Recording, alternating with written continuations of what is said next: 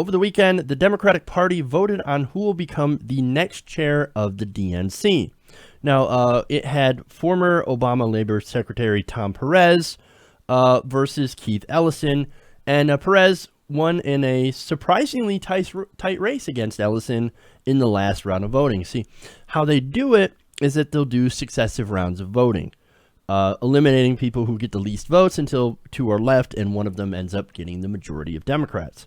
Now, interesting thing about this vote, as Nomiki Khan's TYT reporter reported, because she was on the ground, is that the Democrats, they didn't actually record this vote.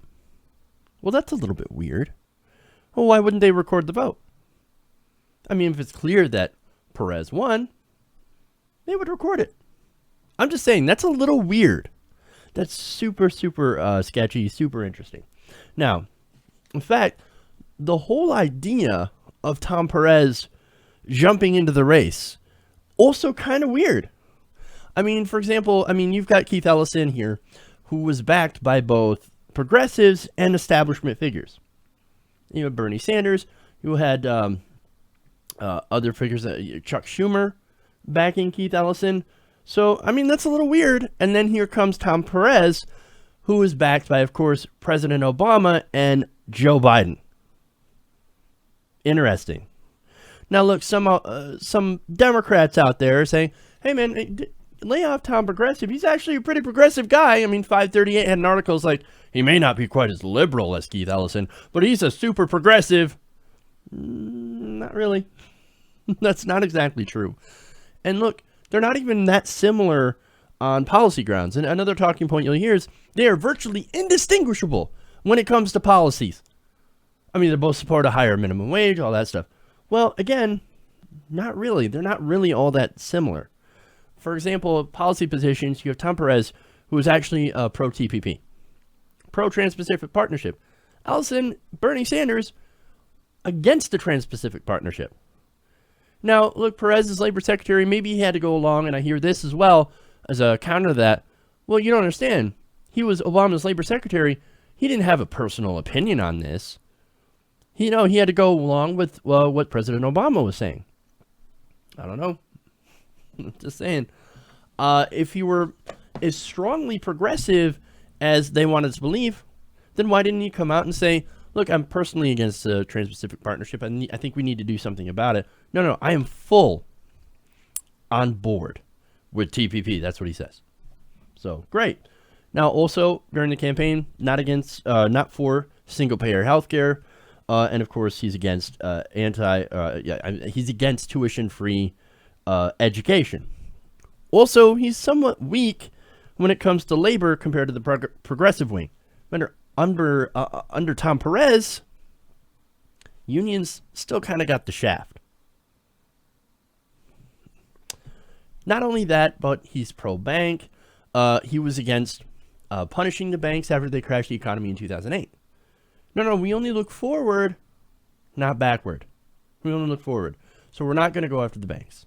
So he's very, very pro-bank. So there's him on some of his policy positions. But not only that, Perez is actually very, very pro-Clinton. Now, I guess that's fine, I suppose.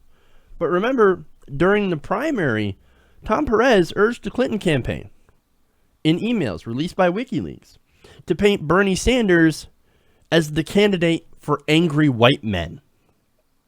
So what that did is effectively fed into the Bernie bro narrative, pushed forward by people like Amanda Marcotte. Remember, every Marcotte piece, disaster.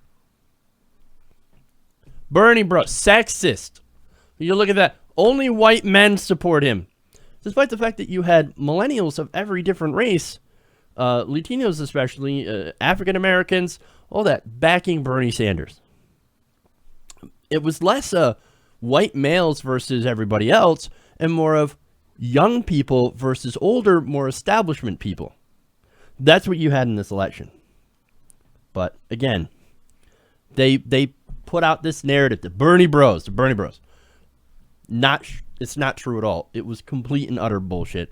And Tom Perez helped to push that narrative.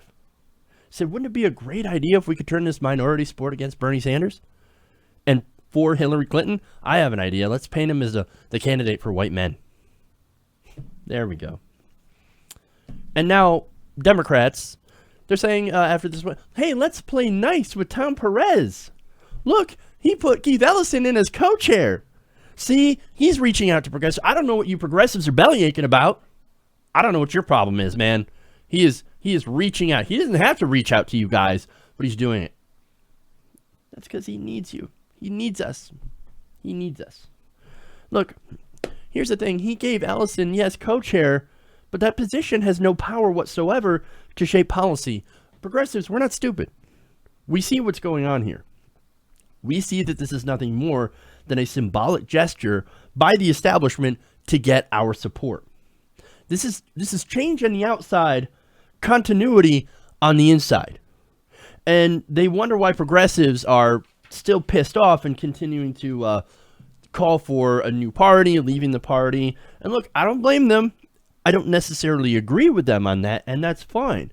If you want to leave the Democratic Party, if you want to do Dem exit, all power to you. I understand. I do. I'm not going to be against you. Okay? And that's somewhat what the narrative's turning into. Oh, if you're staying with the Democratic Party, you're stupid. If you're leaving the Democratic Party, you're stupid. No.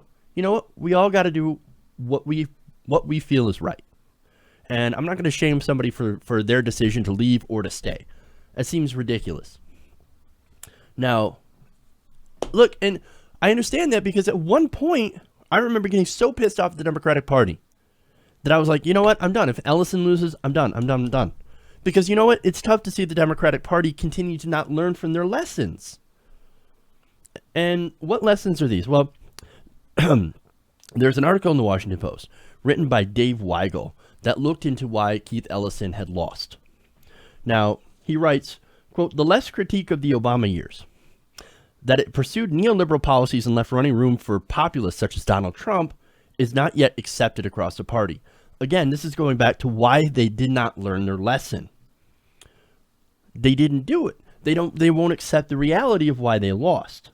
Despite losing this election to Donald Trump and numerous state and local elections. Instead, what they're doing, they're blaming WikiLeaks, they're blaming Russia, they're blaming all these different external factors, and they didn't look in, they're not looking in upon themselves.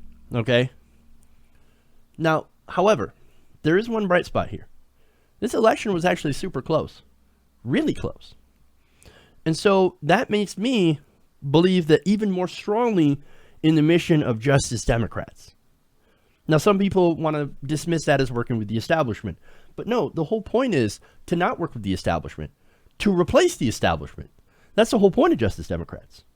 They want to run progressive Democrats versus corporate-funded Democrats take over the party at the local level. That's not the definition of working with corporatist Democrats. You're literally, what you're doing is you're trying to throw them out of office. And you're trying to get progressives elected. People who are supporting other candidates or independent candidates, they're also trying to get into the office to throw out the Democrats, the corporate Democrats. So it's kind of the same thing. The goal is similar. And look, here's the thing. If you want to pursue this outside strategy, that is fine. Let's all go after the corporate establishment. Doesn't matter if a Green Party person, an independent, or a Justice Party, Justice Democrat goes in and replaces this corporate Democrat. That's fine. As long as they're doing progressive policy, that's all I care about. There is no right or wrong answer here. You want to go after the corporate Democrats from both the inside and the outside of the party? That is fantastic. Let's do it. Let's do it. Again, there's no wrong answer here. So I think this infighting among progressives who disagree on the outside versus inside strategy is not the right discussion to have. Both strategies are sound, and we should do both strategies. Work in conjunction with each other. So in case one or the other fails, we still have a backup. The only thing that I would caution against is to give up the fight, is to surrender and let the establishment continue to do what it's doing. That's the thing. So the only wrong answer is to give up.